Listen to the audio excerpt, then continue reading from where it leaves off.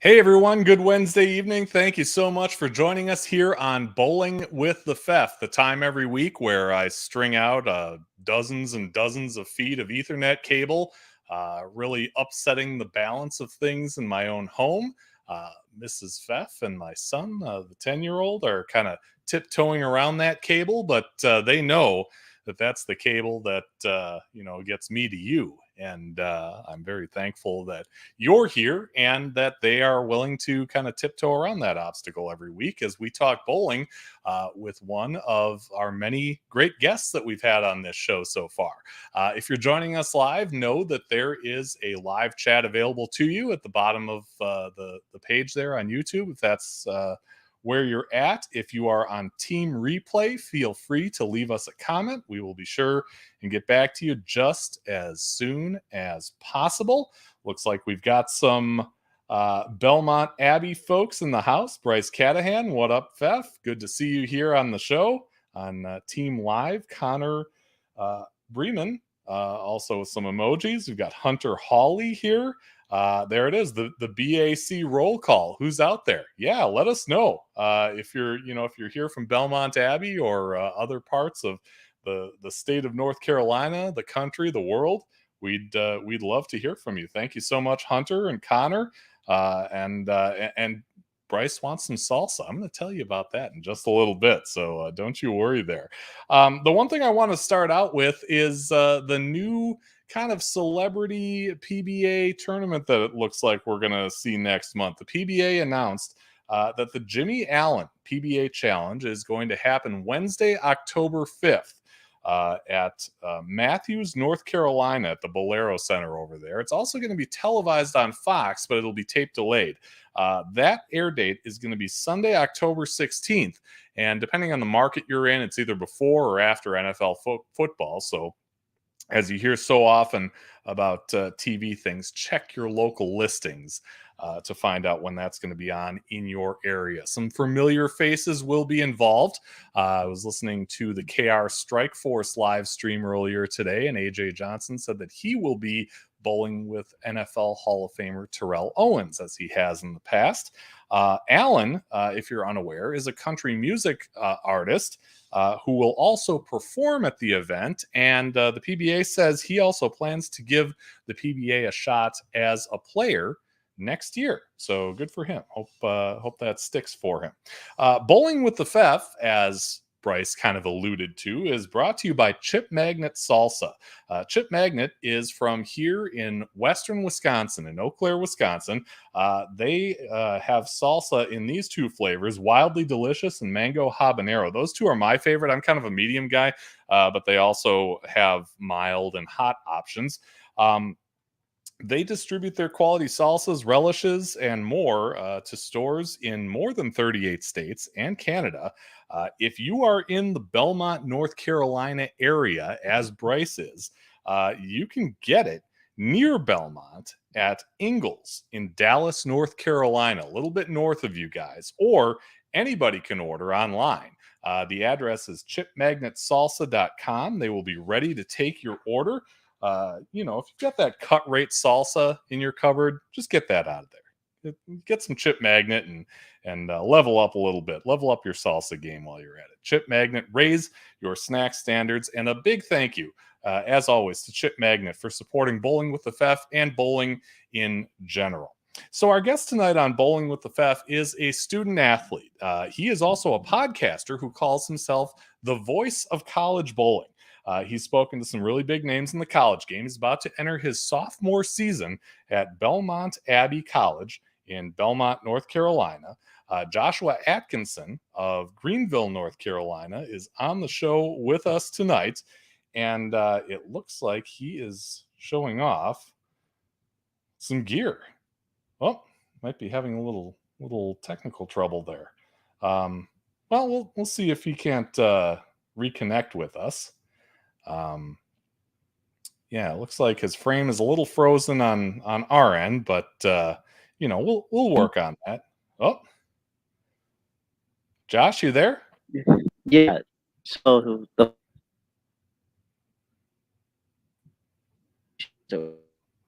Oh, you're kind of going in and out. We can't really hear you where you're at.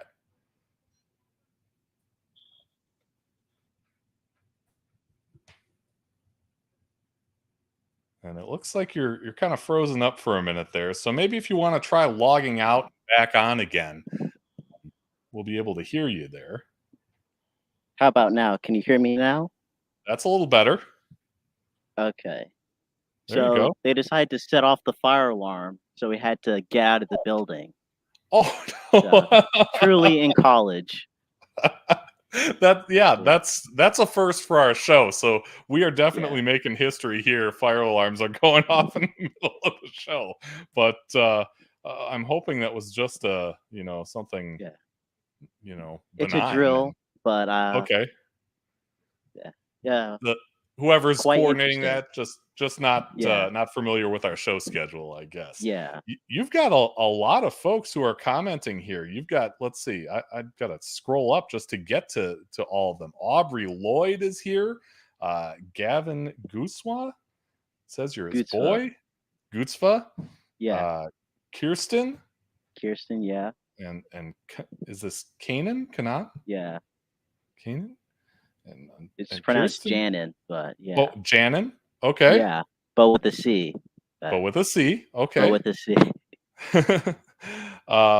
Let's see. Bryce says, Joshua Atkinson, I want an autograph. Only the most elite get featured on the Bowling with the Fef show.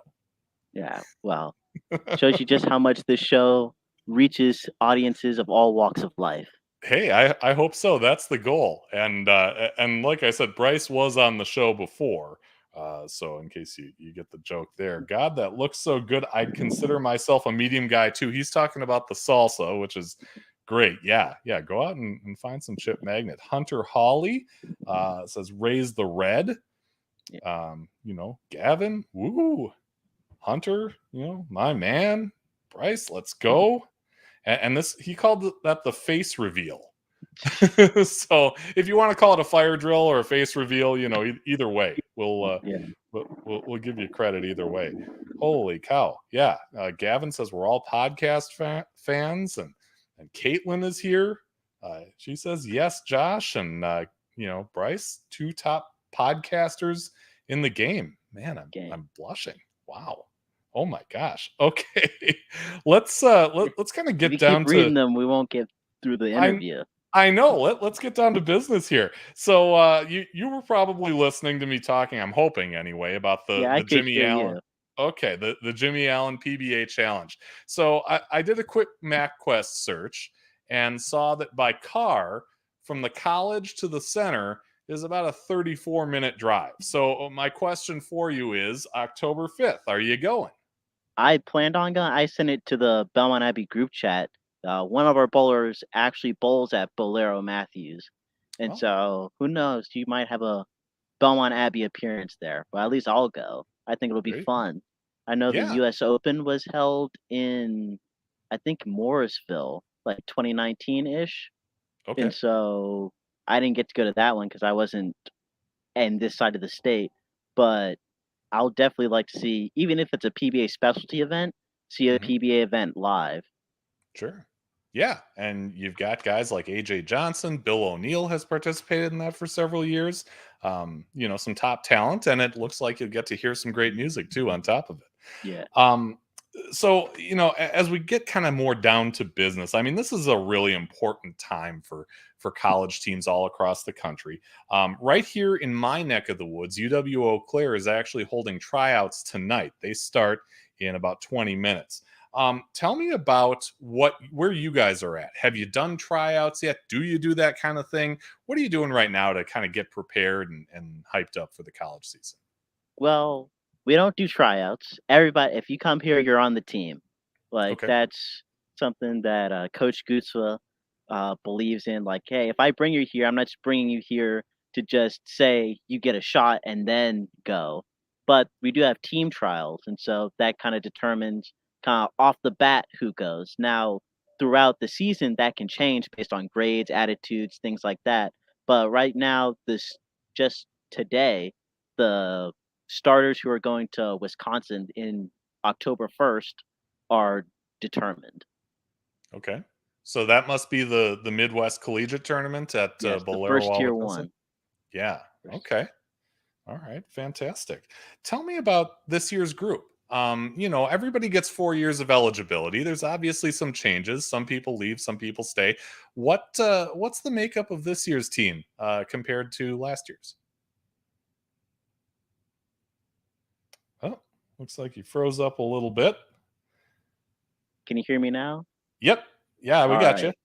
Well, we have two seniors, Bryce and JC. Bryce can take a fifth year. So, Bryce, Oh. take a fifth year, please. Uh, we got uh, two sophomores, and then it's my freshman class. Well, sophomore class we're in. So, really,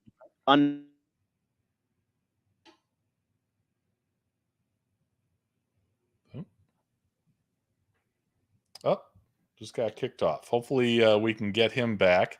Once he comes back, he'll know that Colby's here too. Wants Josh to back up from the camera. I kind of like it nice and close though, because a lot of people watch this on mobile devices, and then it's a little more mobile friendly. There he is. all right. All right. I Uh, think uh, over. I'll go back inside where Wi-Fi is better. There you go. As you're kind of making the trek in, I was telling everybody that Colby Mariner is asking you to back up from the camera. And I said, I kind of have a different view because I like people nice and close because a lot of people watch this on a mobile device. And it kind of makes more sense to have you up nice and close.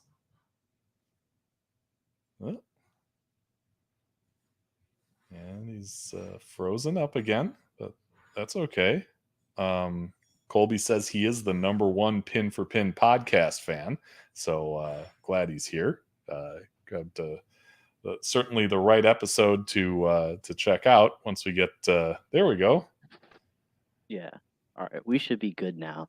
All right, But, good deal. Colby says he's your #1 fan, the #1 yeah, pin for pin podcast fan. I love Colby. Colby bowled on JV with me last year. He's one of the juniors on the team, so he's really nice. Okay, yeah, glad to have him here live. Bryce says Bowling with the Pfeff is greater than the Full Send podcast. I'm not familiar with that one. Me Are you? neither, but Okay. That's all right. I'll take it. And Colby says calling that you might out. be what's it called? That might be the Bones podcast, I believe. Oh, okay. Podcast, but never Yeah. heard of it. That's all right.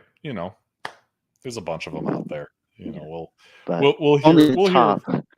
we'll hear of all the bowling ones eventually. I don't know Yeah. about the others, but hey, there's only so much time in a day. Josh, let's get into your bowling story. Tell me about how you first got started in the game. It sounds like are you born and raised North Carolina? Born and raised North Carolina. Okay. North Carolina's been home. It was Durham, North Carolina, until about 8th grade. I moved grade, Greenville, North Carolina. So if you know where ECU's at, that's where I live. And so yeah, North Carolina all my life till college. That's when the first opportunity to get out of the state was, but still here. So love it in NC. But Yeah. I got into bowling right in first grade, and my parents took me and my brother out to local bowling center and bowled, and it was okay. And there was a sign up for youth league, and my parents said you can either do this or Boy Scouts, like Cub Scouts. And I hate insects. I hate being outdoors. I just hate it. I don't like camping. So I joined bowling, but it was begrudgingly. My brother is actually like gung ho about it and loved trying to do it, but he only made it through like the first year of it. But meanwhile, I'm over there killing it on the youth scene at such an early age. I'm like, oh, okay, I can stick with this. Like, I didn't like soccer, but bowling was my thing. Yeah.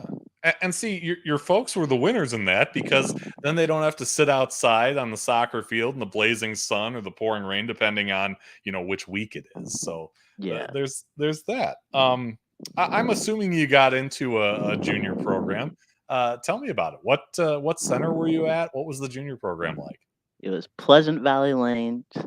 It was an AMF center, and so Okay. this is before Bolero. No one knew what a Bolero was here in North Carolina, but it was AMF Pleasant Valley Lanes. It was really good. I bowled there from first grade to fourth grade, and then I retired. And then I came back in eighth grade, and then was there for a year. And the program shut down after that, but was moving the next year, so I won the end of season tournament, so it's kind of like a good way to cap it off and moving into a new chapter. Yeah. Yeah. What, you're like me in the sense that, I bowled for a while, I took some time off, and then I got back into it. Tell me about, what got you back in. I have always wanted to bowl, but in fifth grade, I was doing so to set the scene. I'm Mhm. killing it as like a 8, 9, 10-year old, winning Player of the Year, Capital Player of the Year, won my state title that year, a couple years ago, and then kept having youth success, and then qualified for Pepsi every year. Qualified it my fifth grade year, and then there's these things called let spells, and I wasn't having any of it, and I didn't do a project because fifth grade was really tough. Mhm.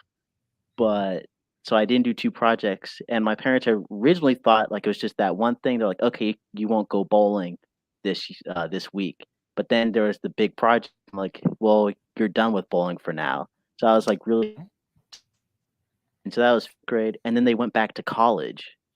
My mom got her doctorate, and then my dad got another bachelor's degree, and so that put me on the sideline 2 more years, begging, "Please, I'm able to bowl in 8th grade." Mhm. Sounds like we're having a little trouble hearing you here. And yep, still a little frozen.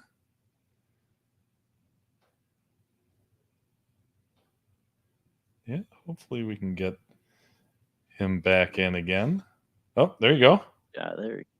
Okay, so you were talking about eighth grade, and then it kind of cut out. Yeah. Well, I begged and begged till 8th grade, and then they said, Mhm. "Okay, 8th grade, you can bowl." And then had a really great season. My team came in 2nd in the league, and then won the tournament at the end. So that was pretty good. And then moved to Greenville, North Carolina for 9th grade. Okay, so you end up there, and did you have an outlet to bowl in high school? Did you have a high school program? Yeah. So North Carolina is, I believe, one of 2 states that does not have officially sanctioned high school bowling. And Oh, so you have to do leagues and that sort of stuff. So I found a youth league, and it was good. It was competitive, and so, but like, youth tours isn't a thing. Like if you go to Buffalo Lanes North, which is kind of like in Raleigh, like they really push youth to do tournaments. But I hadn't done any sports shot patterns and all that. But I would bowl in youth every weekend, and that was good. And I do the tournaments, the state tournament and Pepsi, but I was just going in between 2 sports, bowling and wrestling, and just kept doing that all the way up until I graduated high school. okay.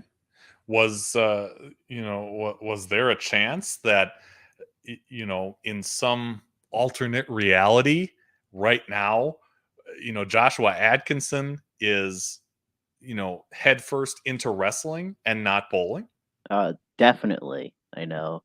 I had many off I've well, when I started doing my podcast, it was during my recruiting season, that sort of thing, but it was towards the tail end.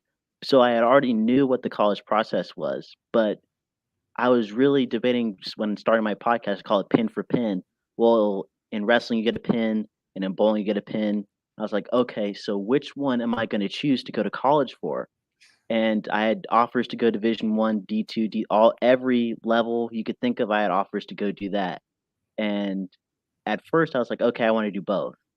Yeah. And I was like, okay, there's places that has offered and said I can do both, but either the major wasn't right or the coach was kind of iffy, and it was all that. But came to Belmont, and it was the only trip I was able to take during COVID because my recruiting is during COVID. So it's the only trip I was able to take. And I was just like, wow, this is a great place. And I have permission to do both bowling and wrestling, but I haven't exactly enacted that privilege yet. I'm just the manager for the team. Okay. Yeah. Because I was going to say those seasons must kind of intersect Yeah, in some way, shape, or form. they do. And it was rough in high school, but like in college, it would have been even more so because, Sure. you practice 5 days a week, then have a meet. And so every time I was wrestling, I wasn't at bowling. I'd try to find a way to pre-bowl, maybe on like a Monday evening or in the afternoon, that sort of thing. But then you're all into one sport, but you're not in the other sport. And so you're good at both. Like I had success towards the end of my high school career, had took my team to great heights, won 2 state championships in wrestling. But in bowling, it kinda suffered a little bit because I Sure. wasn't all in. And so it really came down in my college decisions like, "Look, I wanna be great, and I can be great at both things, but you gotta give yourself the opportunity to be great, and that requires you to fully focus on one thing." And so that's kinda what it came down to and why I haven't gone fully into wrestling and it just been headfirst into bowling. Sure. Does the team, does the coach have anything to do with that? Or is that all, your internal, process and makeup and your desire to be the best bowler you can be? Uh, Coach G, I would have to probably work it out with him. Like he said, he didn't want to make it so that I stood in that he was staying in the way of that. But it's more of like if I actually did it, I would have to kind of work that out, with school and schedules and whatnot. So I kind of would need to do that. The wrestling coach probably would do it because, I've stayed in shape. I've wrestled a couple tournaments. I'm in there with the guys all the time. So I probably on this campus, I'd probably be able to do it. But speaking outside of myself, like when I write my articles telling college bowlers or high school bowlers, like, look, every coach is different and you got to find a coach that you mesh with. And I mesh with my coach very well. If you don't have a good relationship with your coach, he's obviously not going to let you go to another team. And that's one of the things that kind of hurt me in my recruiting process. Like there are a couple schools who, they're like, no, we're bowlers, we're a family. If you don't want to be part of that, we don't want you, that sort of thing. And so, they won't be on the podcast, but there's still great programs out there who would have let me done both. But this program, if I choose to do both, maybe like I don't know, my junior senior year, you know, the world is my oyster at that point. Yeah, for sure. So, you mentioned about the coach and kind of the relationship there. How about, joining this program and being there with the other teammates? What was that like getting to know those young men and women? So it was good. I'm a wallflower. I can sit here talking on my podcast like, yeah, it's all great. I love being here. But like Bryce, who's been on the podcast, he's a social butterfly. He'll talk to everybody. Yeah, let's go. I'm more of a one-on-one connection. So I'm not going to be in the group, but like I'll have lunch with you, find out your goals, what you want to achieve, all that sort of thing. So I just work my way around and then I have an idea of what everybody wants to do. And then how do my goals align with that? If like, hey, this person wants to have a 185 average or this person wants to be 95% on their 10 pins. Well, I'm like, okay, I want to help them achieve their goals. And coming into the program, it wasn't at a good place. You know, the it was Coach G's second year. His first year was the COVID year where they had like half a team. So my freshman year was kind of like the real jumpstart of the program. And I'll tell you, it was tough, in the lull. We had a good first tournament. Then, kind of towards the end, you can look it up on collegiatebowling.com. There's kind of a lull, but then right at the end, if you go to that New York tournament, it was the peak, and then we took that into conference and had good energy going into conference. And so that first year was challenging, but like on the other side of it, you came up better. Yeah. Yeah. No, that's fantastic. You mentioned kind of being a wallflower. And that's interesting because I was kind of the same way in some sense of it. I went to college. I was in broadcast journalism, but outside of that whole thing, I was a little bit reserved. I mean, is there a different Joshua that comes out in either a broadcast type arena in the podcast than maybe your teammates or your other friends know you to Uh, be? I say I compartmentalize a lot. So I'm in a whole lot of stuff. So if I'm a bowling podcast, well, that Joshua is a journalist. I don't have a journalism degree. I'm getting degrees in sports media and psychology. I don't claim to be a journalist, but I'm a journalist. So even though I love Belmont Abbey, if they're terrible, I have to say that they're, not doing so well or that. But if Belmont Abbey wins a tournament, you better believe I'm saying Belmont Abbey is doing all sorts of things. But same if I'm doing stuff for the sports network. It's that compartment in that context. If I'm a wrestling manager, what's good for the wrestling program? Where do we want to be? And so if you can still be yourself, but like you got to know the position that you're in. Like you as an interviewer, you may be different. You may be think, hey, leading the conversation. Whereas if you weren't in an interview situation, you were just like in a meeting, you may be holding back and be like listening to other people rather than engaging. And so that's kind of where I find myself, that I'd rather listen and hear what other people have to say instead of interjecting my own thoughts. Once you gather that information, that I'm able to determine what I'm going to do. It's a good way to look at it. Yeah. Bryce did mention that you are very active on campus and that he can tell that you have a great interest in sports media. Tell me about where that kind of comes from. Okay. So, well, if I'm gonna list them all, I'm a man. I'll say, in first, I'm a member of the bowling team. I'm a Okay. wrestling team manager. I am a lead producer for the Belmont Abbey Sports Network. I am in the sports management club. I might be in the psychology club, and I might be in the Benedictine Volunteer Corps. Okay. That's a lot. Yeah. When I was interviewing with colleges, like we had like a student panel, and there's this girl who was in like three clubs, and I was like, "How do you have that time?" And now I find myself, I'm doing all this stuff. It's like, well, I guess you got a whole lot more time than you thought you would. Yeah, no doubt. And Bryce says one of the greatest people at the Belmont Abbey Sports Network. So that's got to be good to hear. Yeah, it really helps. Like I'm getting like I said, getting a degree in sports management and being kind of well rounded in that, learning the broadcast side, learning how to produce a game. Like I would have produced the bowling tournaments if I wasn't participating, or the wrestling events if I wasn't working as a manager. But it's just understanding different sports. Like I'm producing rugby on Saturday, which is like you hear about it, but like now you gotta visualize it, see what the audience wants to do. And it's like just learning new techniques and skills is what fascinates me. That's why I go on these Reddits and subchains and forums to find out what's the latest in the bowling community and just bettering myself and having as much knowledge as possible. Yeah.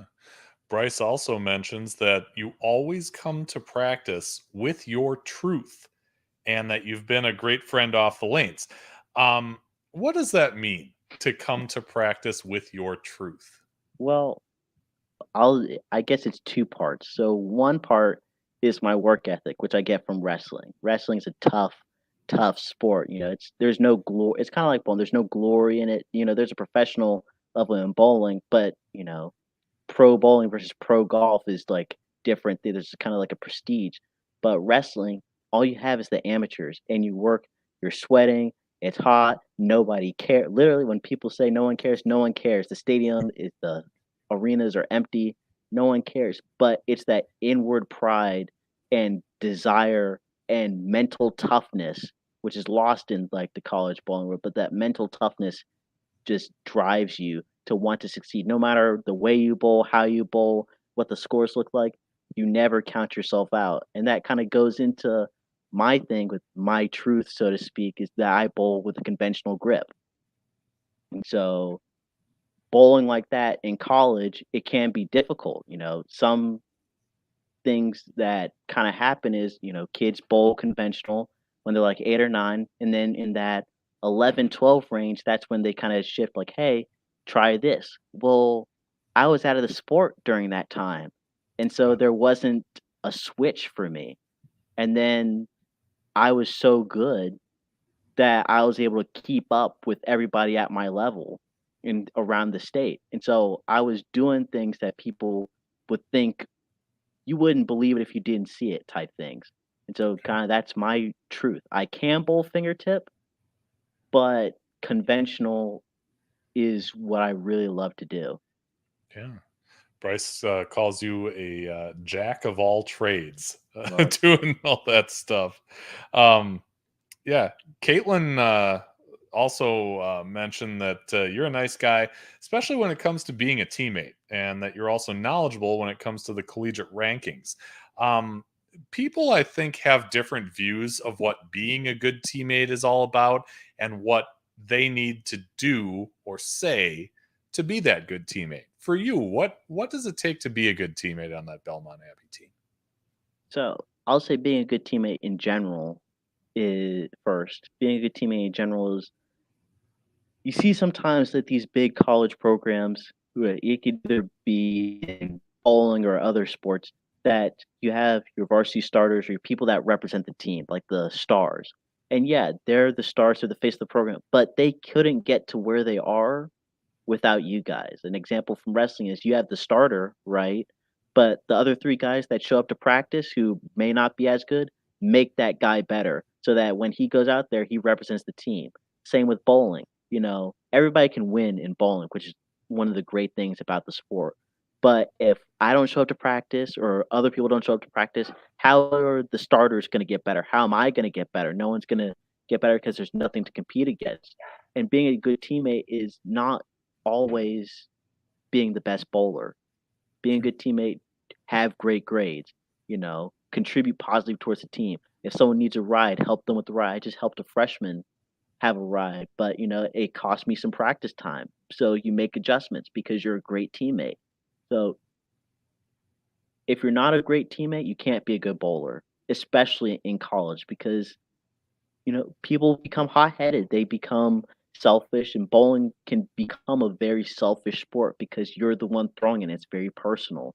But you got to put that kind of beside you and look, we're all bowling for something better. We're all playing for something bigger. And how can we achieve our goals? It's like what my coach says, what's important now, win. Well, everybody getting to where we want to be, that's what's important. So, you may not be a starter this year. You may not have the best grades, but there's always going to be someone there to help you. And that's what being a good teammate is. Yeah. And it's, frankly, for a lot of people, it's a shift in thinking because we came up from juniors and everything was individual. So to get into that team mindset and be a good teammate is really important in the college game.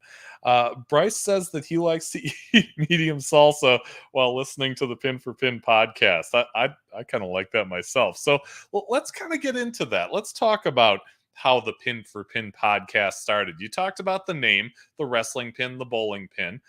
But tell me about how it all started, what you considered, when you started up the Pin for Pin podcast.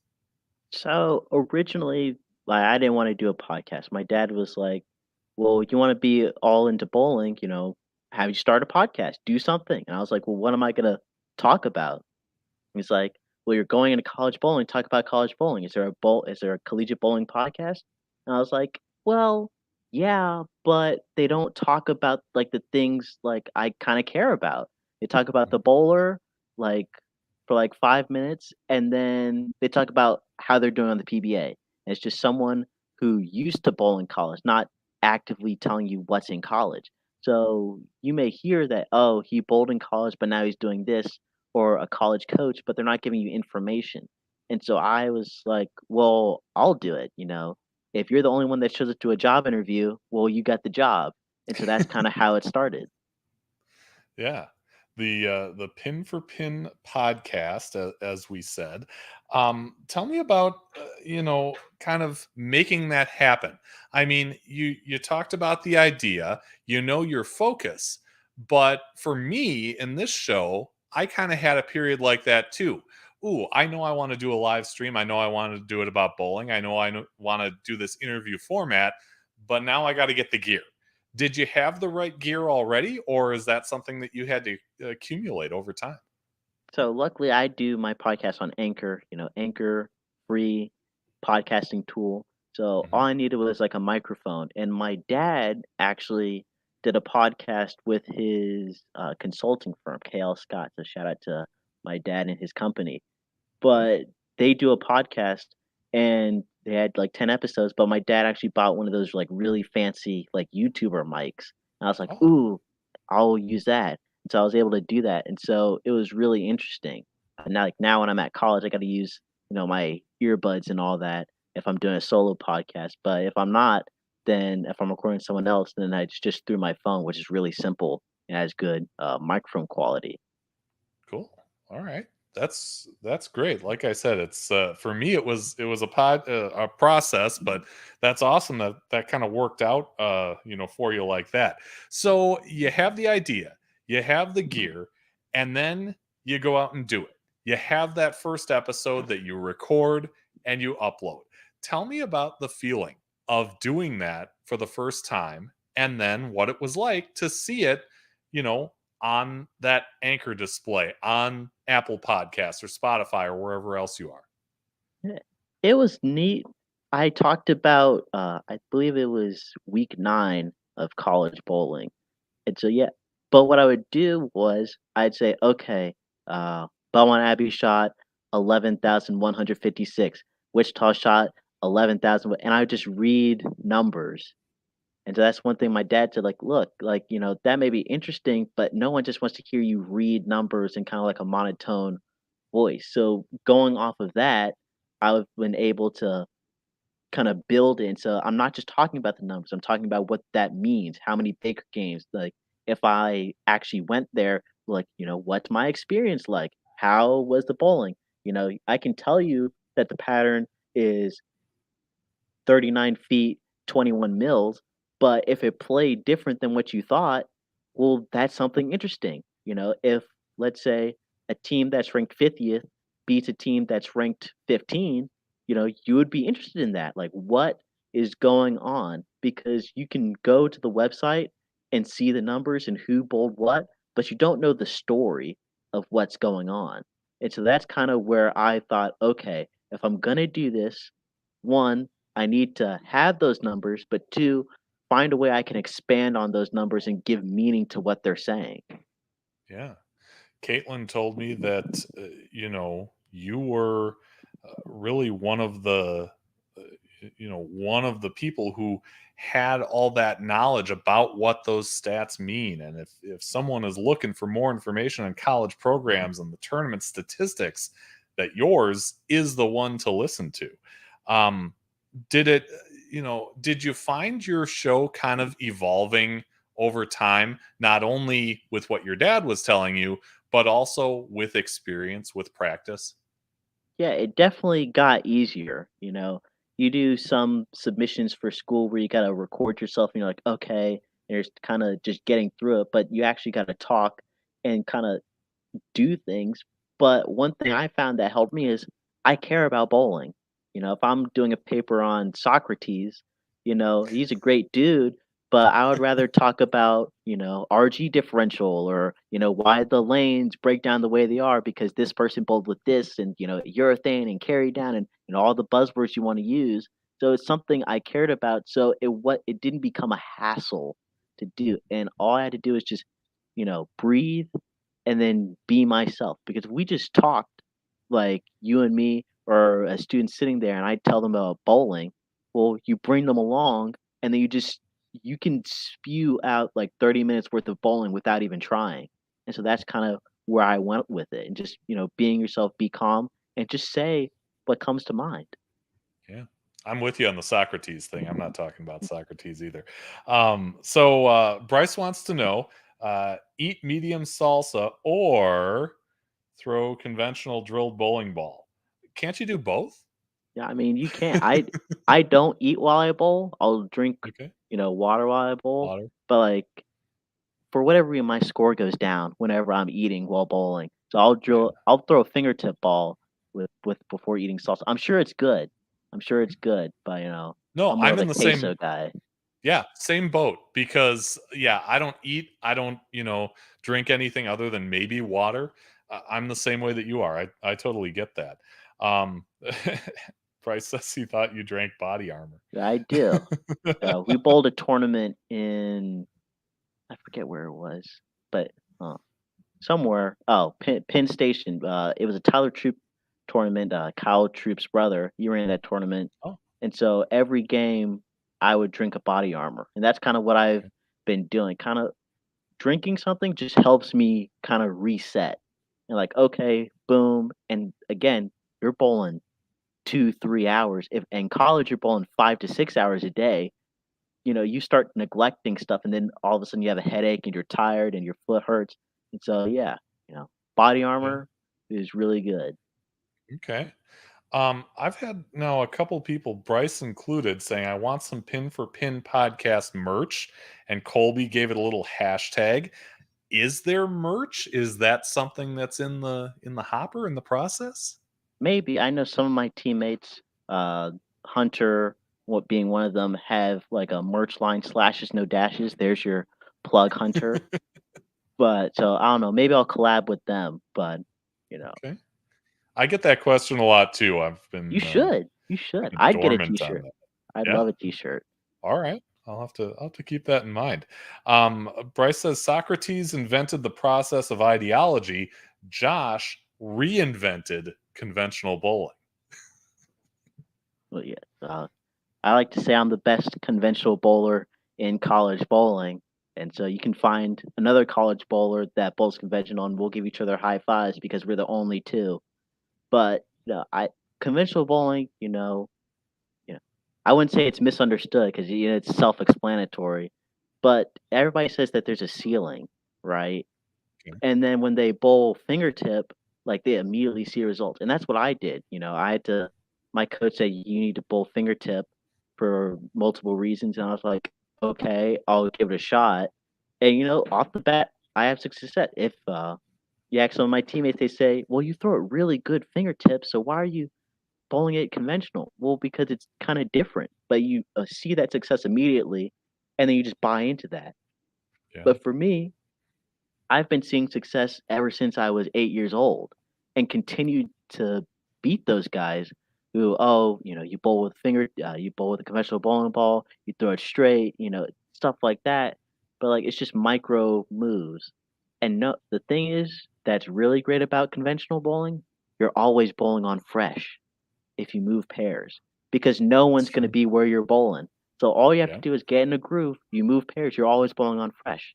You don't have to worry about transition. You don't have to worry about your thing messing up your line unless it's like, I don't know, 50-foot python. But like you're only gonna bowl on that like once a year ish. So yeah, Yeah. it's really. I've had to open my coach's eyes. We had a lot of spirited conversations, as he said, about me bowling conventional, and I had to really fight for it because if you leave enough pocket sevens and pocket 510s and all that, like there are going to be some doubts. But then when everybody's struggling and you're constantly shooting 170s on sport and everybody's shooting 150s, well then you rise to the top. It's only about the strike percentage. But if it's Yeah. shot making, one of the best in the business. um, Bryce said that you were leading a tournament in Newton with your conventional bowling balls. Yeah, that was that tournament, and then Okay. kind of fell off. But good for them. I had Yeah. to go back and actually produce, and me and Bryce, had produced that soccer game. But yeah, I led a tournament. Most of the time, like if you're bowling conventional, you'd want an oil pattern that's usually like long. That Mhm. way, the ball doesn't knife off the pattern, and you can just it stays where you put it basically. And Sure. so that pattern, I think was 40. I think it was 43 feet, like 23 mils. And so I was like, look, you can get there. And I didn't know I was leading. I was like, okay, I'm bowling well. My teammates are trying to make the cut. I'm on the other lane just bowling 214, 219. And I'm like, oh, okay. I had a down game. I had a 168. And I was like, oh, I'm not leading. I hope I make cut. And they're like, what do you mean, hope you make cut? You've been leading this whole time. So that was kind of like a joke. But then I didn't make cashier's round. So yeah, that sucked. Uh, But, okay. you live and you learn. But Yeah. as I say in like all my articles, bowling these, you know, off, kind of off season tournaments can really help you because getting that tournament experience is one thing I didn't have growing up. I didn't start doing the tough shots and the 12 baggers until later on when I was in like high school towards the end. So you get these kids who've been bowling, SYCs or, Michigan bowling tours or Wisconsin bowling tours are like really, really big. Deandra Asbeatty, who I've had on and you've had on, Yeah. has done really good stuff with the elite youth tour. So you get those kids who've been bowling on those type of conditions, like they're made for college bowling. But like for me, I haven't bowled that kind of side. So bowling like 10 tournaments in a year was like, wow, like I really get this opportunity. And Yeah. so, every time you can bowl a tournament, even if you got to drive a couple hours, it's definitely worth it. Oh yeah. Sure. Um, I want to know about this part of the show. At the end of every episode, you say the levels of success are good, better, best. So never let it rest till you're better than the best. Is that something that you came up with on your own? Is there a special meaning behind it? So I don't know. I guess it was in 20 when I first started it, but Storm had like this kind of thank you type thing where it was like this video and they said, good, better, best, never let it rest till your good is better and your better is best. And they didn't come up with that. It was like a quote that someone said, but it can't really be attributed to that person. But I was like, Okay. okay, I don't really want to say that, but kind of going again with that wrestling mentality, never let it rest till you're better than the best. Because, I can say, well, Beth, you are better than me. I'm good at bowling. I'm better than person X or person Y at bowling, or I'm the best at bowling. So never let it rest till you're better than the best means be the best. And that's kind of been my thing. Like I think that I'm the best? Yeah, everybody thinks they're great. And bowling's a sport where it's like, hey, you can beat Jason Belmonte or Kyler or Tyler Troop in a side tournament, right? You just bowl a 250 and they bowl a 240, you beat a pro. So you can Mhm. beat the best. It just depends on your day. You know, how many of Okay. those days do you have? I don't know. But But that's why again, you do it. Yeah. yeah, that's why you do it. So being the best you can be, right? That's my thing, and I be the best every day. Well, one thing my wrestling coach said: do something every day for your wrestling. And I do something every day for my bowling, which is, sometimes it is wrestling. I have an hour to go wrestle 2 hours and be so exhausted. But I know when I step onto that approach in bowling, I've earned it. I know I deserve to be there because that's one thing that athletes will kind of question. They'll question their conditioning because fatigue makes cowards of us all, and they'll wonder if they deserve to be there. Oh, did I do the right things? Maybe you're doing super well in a tournament you didn't think you would do well in. You're like, oh, I'm against, the Boneses and Ryan Barnes and all these names that you've seen on YouTube and whatnot. And you're like, wow, I'm in like their presence. I didn't think I'd be able to get this far. But no, if you do all this stuff in practice, there's no hesitation on whether you or not you deserve to be there. Yeah. So tell me about where you go from here with the show. Um, I've noticed that there seems to be, at least in my perspective, more of an emphasis on those interviews with college coaches, with guys like Nick Hoagland, and kind of deep dives into some of these programs and what they do and how they do it and where and all that stuff. Is that kind of the emphasis moving forward, or is there something else that you're thinking of? that's not the emphasis. That's just because the bowling season's over and there's Gotcha. no college bowling to be had. Like what's his name? Brian O'Keefe got in like some sort of trouble, though he really didn't do anything wrong. But like that's the most you've heard about college bowling like the entire summer. Yeah. So like there need what am I gonna do in this time? I started doing the interviews with Paul Wolf. Shout out to Paul Wolf for coming on the podcast for the first time. And so yeah, I just started doing that because the season was over. And I didn't just want to be talking about numbers all the time. I said that, hey, I want to know these questions about college programs. So why not ask them? I had already been committed to Belmont Abbey, so it's not like I'm asking, for me, but Mhm. other students, other high schoolers who may be like, hey, I want to know, what, you know, Stephen F. Austin's about or, Avila's about. And, I give those coaches a platform. First I set up, you know, their credentials because some people want to know what you've done. So Bob Learn, Mr. 300, 1999 U.S. Open, I set him up. Like, all right, yeah, get from here to here. So how'd you get into coaching? And one of the things that I found is most people they coached, but they didn't think they wanted to coach college, and then it kind of fell in their lap, and now they're having good success at it. And kids want to know why you're there. I know why I'm here at Belmont Abbey. But coaches may be like, well, if I'm going to Pikeville, why is whoever the coach is at Pikeville there? What's your motivation to be here? Why did you choose to come here? Because you can choose to be anywhere else. My coach says, you know, he left Illinois to come be here and he's having a great time. Well, why would you leave that great situation to come here? And it kind of gives like students like a reason, like, okay, you want to be here, not that this is just your job. And if you want to be here, I want to be here. And so being able to give those coaches that sort of baseline credibility so students fill them out is kind of what I've been trying to do. Cool. Bryce had mentioned that he says, "I know it says you only have 7 people but the team is split up and we are all tuned in, eating popcorn and having a great time enjoying this show." So, I guess the one thing that I wanted to get from you is tell me about where you go from here competitively, and shout out these guys and these ladies. What can we Uh, expect from Belmont Abbey this year? uh, Team goals, top 25. I said 35. I would being the dissenter and, kind of get some stares, but like I'm the one that knows what they're talking about. But I want to be top 25. Win conference, we kind of fell short last year, but it's ring season now. So Mhm. gonna give Bryce a championship ring, ride him off to the sunset. That would be good. Uh, Individual goals, though, want to make the all tournament team, want to make the varsity lineup. I'm not selected to go to Wisconsin. Had a few bad days in team trials, but you get there.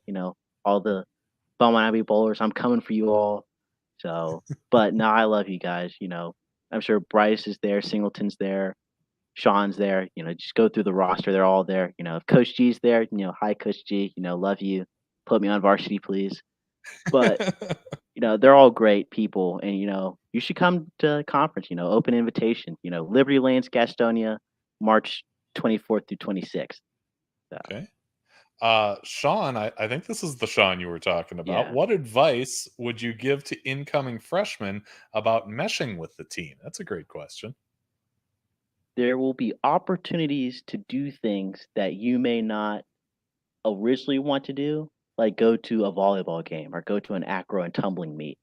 But going to those things helps build camaraderie. You may want to stay in your room and play video games, or you just want to bowl and be done. But no, getting seen around campus, because the thing is, this can go for any incoming freshman. Unless you're at like a program that's won a lot, like let's say Wichita, Weber, even throw Mount Mercy in there. They haven't won a national title, but they're still pretty good. You have it on the men's side. Unless you're one of those programs, people don't know much about bowling. So you have to be active in going out and say, hey, bowling's a sport. This is what we do. This is how we practice. It's harder than you think, that sort of thing. But meshing with the team is kind of, yeah, sometimes you got to step on some toes. But because some people, not our team, but in speaking for all athletes, there's going to be some people that for whatever reason just don't get along with everybody or people don't like. Be cordial with them. You may not like them, but they're still part of the team. And until they're not part of the team, they're your teammates. And, find something in common. You both already bowl. You both have to be there. So just find something in common because if you can find something in common, 9 times out of 10, there's more things you guys have in common.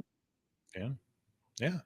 And if you're both, standing there as champions at the end of the year, you got that in common, and then everybody's happy, right? Yeah. Yeah. That's the goal. That's right. Yeah. I think I got through most of these. Sean wants to know when the pin for pin diss track is coming. I don't know I know what's it called one of the bowlers on the team, JC. I love JC. JC's great, but he didn't show up to practice. A couple times because he put himself through college, but he's a great dude. Now he's at practice, but I said, oh, you're finally showing up to practice. He's like, well, are you finally going to throw a fingertip? And so he's been saying, hey, you should have like a diss track on JC. But no, I love JC, but Yeah, maybe for one sure. day. But my One day. singing's not too good. So That's the beauty of podcasting. We don't have to Yeah. sing. We just have to talk. So So you've seen a few of these. We go off the sheet by asking you to challenge somebody else to come on a future episode of the show. Doesn't have to be the greatest bowler in the world. They can be conventional or fingertip. We don't discriminate here. We look for people who are passionate about the sport and have a unique story to tell. So Joshua Atkinson, who would you like to challenge to be on a future episode of Bowling with the Fef? I would say Gary Brown, if you can get him. Okay. I don't know if you could, because he's kind of fishy with the interviews, but he was able. I had to, I went to the higher ups to get him. I went to Chad Murphy, and Chad kind of nudged him to come on the podcast. But yeah, Gary Brown, he's a good dude. He runs all of youth bowling, so to speak. So he's a really good interview to have on. You get to hear his perspective. Just someone in college bowling that can kind of give you the answers that you're looking for. Okay. Fair enough. Gary, if you're listening to this, if you end up seeing it, you can find me on Facebook. I'm Andrew Pfeffer, or you can email me bowlingwiththefef@yahoo.com, and we will make that happen if you're comfortable with that. I don't want to get you out of your comfort zone, even though, these shows Come are good on. for everybody in bowling. Yeah. Get out of your comfort zone a little bit. There's no trick questions. No, this is just about you. You're an expert in you, and we like to hear it. So our next live stream is coming up a week from tonight, Wednesday, September 21st. One of America's most respected bowling coaches, Mike Jasnow, is coming on the show. We're going to talk about his time competing on the PBA Tour and, of course, his coaching that has been mentioned on this show multiple times before. Mr. Jasnow will be with us 6 p.m. Central on Wednesday, September 21st. Joshua, before we let you go, where can people find you? Where can they find the podcast? Where can they find you on social media? You can find the podcast on Anchor, Spotify, Google Podcast, Apple Podcast, and other podcasting platforms. Then you can get my Instagram, which is on that website as well, Joshua with 3 H's _316. And, shout out Belmont Abbey Bowling at Abbey Bowling on Instagram and all other platforms. So just watch out because, I can say this now in, September, but Belmont Abbey's got some things to say, and we're climbing up the charts. I love it. Love the confidence. And again, that's the Pin for Pin podcast if you're searching your podcast. And I got my, have my article in Bowling This Month. Check that out, called Recruiting in College Bowling. Came out August 25th, and I got another article coming out sometime in October, so be sure to check those out as well. There you go. Yeah, and Bowling This Month, which is a great publication. So yeah, we'll be looking for that stuff as well. Josh, it's been a pleasure. Thank you so much for the time, and best of luck to you and your teammates this year. Thank you, Fef. Yeah, you bet. And thank you for watching, everyone. Hope you enjoyed it. And until then, what I say at the end of my show is be just or fear not. And That's not really, I don't have quite the meaning that you do. It was mentioned in Shakespeare's Henry VIII, and then it was featured prominently and at the beginning of a movie that I really enjoy. But that's about all I've got for that. So be just and fear not, everyone. Thanks for watching. We'll see you again next week.